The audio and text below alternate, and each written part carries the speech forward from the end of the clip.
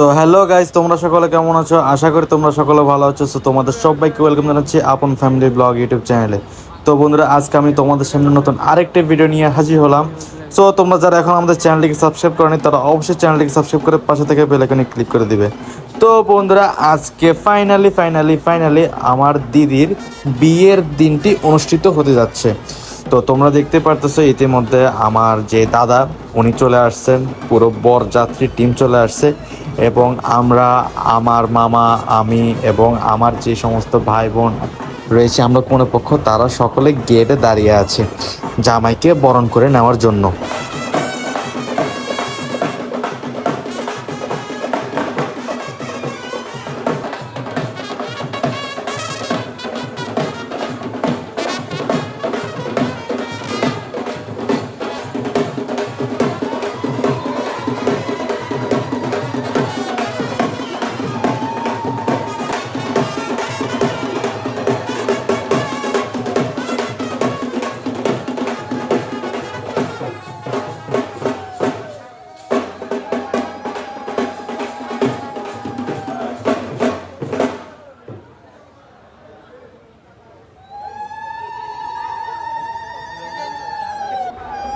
তো বন্ধুরা, তোমরা এখন দেখতেই পারতেছো এখানে বরযাত্রী থেকে বরকে কি সুন্দর করে বরণ করে নেওয়া হচ্ছে। তো আর কিছুক্ষণ পরেই তাদেরকে ভিতরে প্রবেশ করানো হবে।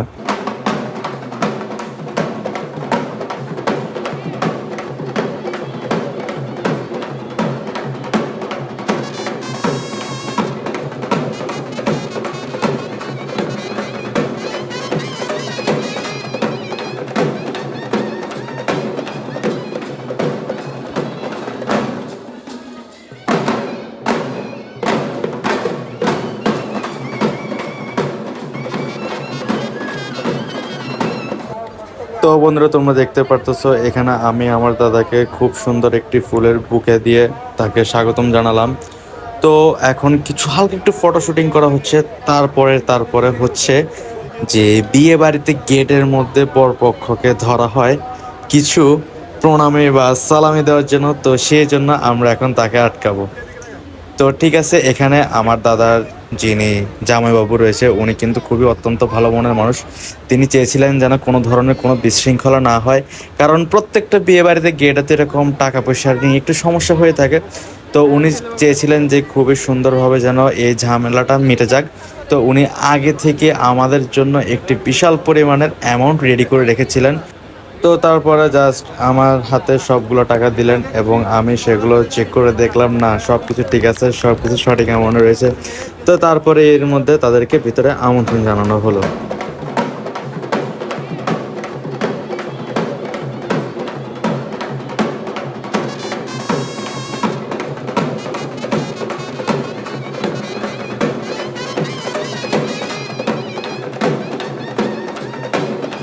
তো গাইস, তারপরে এখানে আমি, আমার ফুল ফ্যামিলি, আমার দাদু, দিদা, মামা এবং আমার বোন মিলে বসে গেলাম খাওয়ার জন্য। তো তোমরা দেখতে পারতেছো এখানে ক্লাবের ভিতরের সাইডটা কত সুন্দর। তো আমরা সকলে খাওয়ার জন্য বসে গেলাম, আমার বোন সহকারে।